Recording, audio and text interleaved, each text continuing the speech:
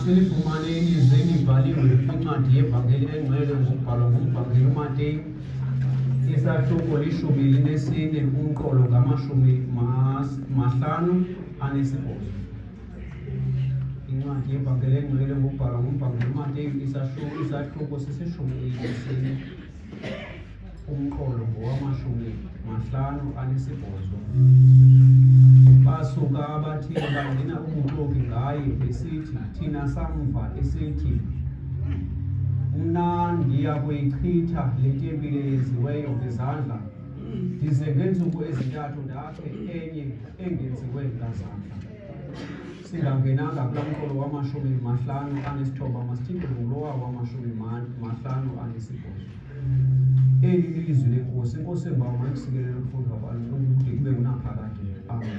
Amen, Tata. Eyona ndawo ndithunywe kuyo yilaa ndawo ethi, mna ndiya kuyichitha thina samva esithi, mna ndiya kuyichitha le tempile yenziweyo ngezandla, ndize ngeentsuku ezintathu ndakhe enye engenziwe ngazandla. Inkosi engibawa mayikusikelele ukubekwa kwelizwi lwayo kude kube ngunaphakade. Amen. Amen, Tata.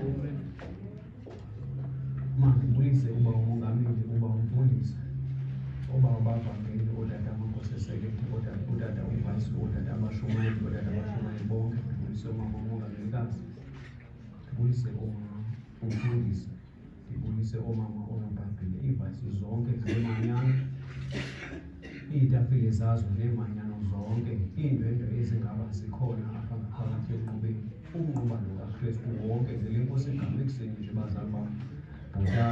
Oh, Tata. Kwinkundla yakwaKayafa, inkundla yesibini exoxweni kwetyala likaYesu. Tata.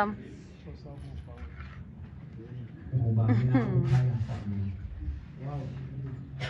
ithi ke incwadi ebekhe ndayifunda, uKayafa ungumlindeli omkhulu.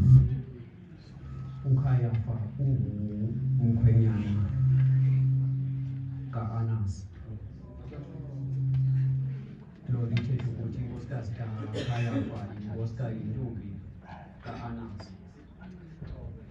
Ithi ke incwadi kule kuyo ngalo ukusuka kwethu kaAnasi ungama ungangegqiselwa kwelitye.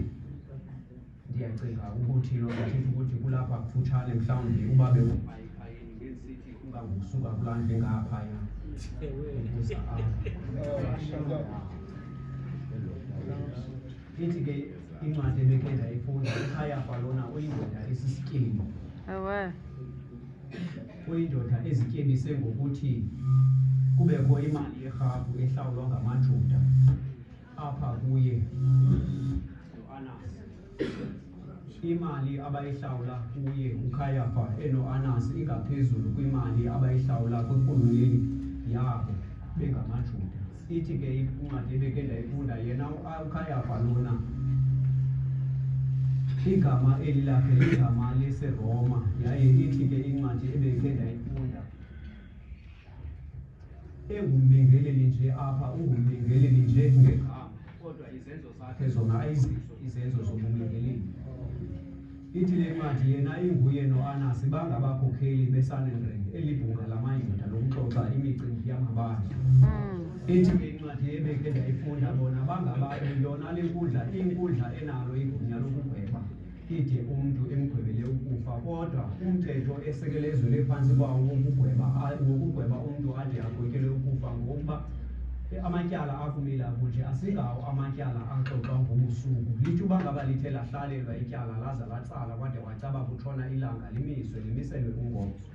Lithi uba ngaba umntu uthe waba ufunyanwa enetyala, kwaziswe nje into yoba simfumene enetyala, kodwa isigwebo sakhe sona singabhengezwa kungekho langa. Sithi uba ngaba siyabhengezwa kulungile uba makude kube ngomso ze kubhengezwe isigwebo eso sakhe. Ithi ke incwadi ebekhe ndayifunda, ulapha ke noPetros. uPetros uthe xa esiza kwakhona ozalana noMaliko, uMaliko engulowa ebexakebe endlebeni nguPetros. Ithi ke le ncwadi wathi lona ozalana noMaliko wamcelela into yoba makangene naye uPetros abe lapha ngaphakathi kwaKayafa. Wangena ke uPetros, wangumntu okhoyo apha ngexesha kuxoxwayo. Ithi ke incwadi yeBhayibhile uhleli apha uKayafa. Abanye abantu asebenza nabo uKayafa abekho ngalo mzuzu ngenxa yexesha exoxwa ngalo sele belele.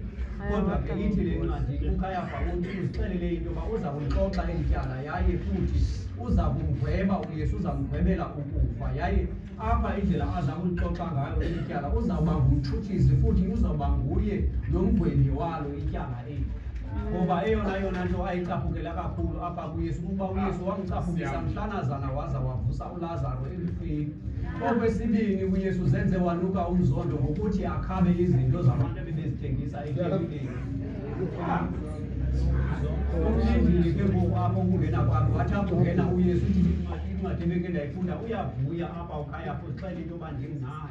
Yeah. Wafika kuYesu walapha phambi kwakhe athi awufika ambuze imibuzo ebikhe yabuzwa nguAnas. Athi awubeyibuzile uYesu aphe imbuza ngabafundi bakhe kwakunye nemfundiso yakhe. Waphendula uYesu esithi kuye bendisoloko ndikungenani.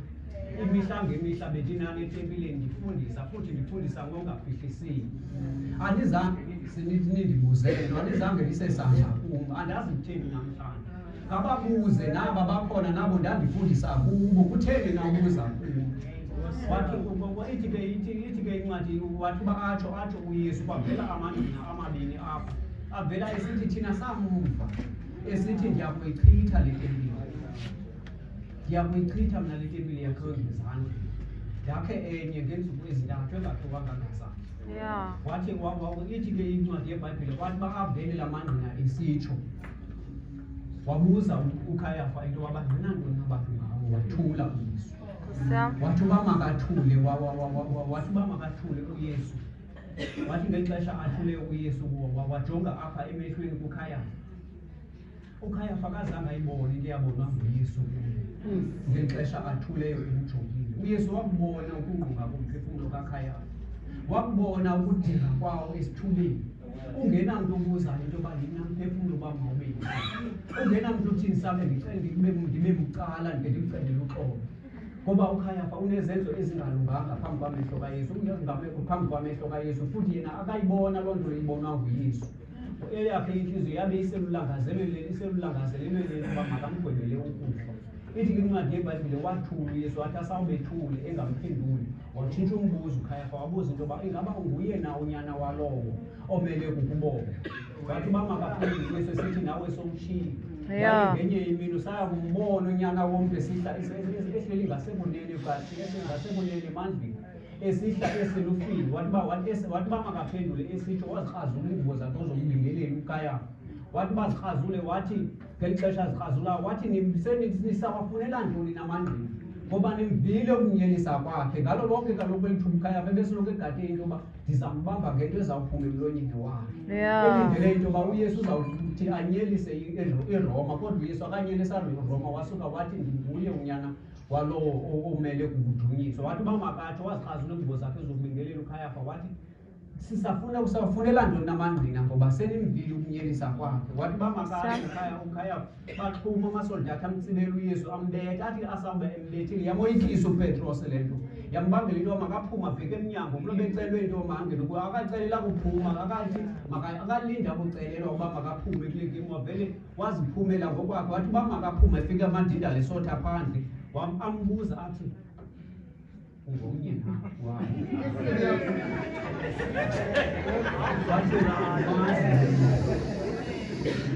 wasuku wesithathu waphinda wambuza umbuzo wesithathu wafike esithi ndiqinisekile bendikubonile eGetsemane.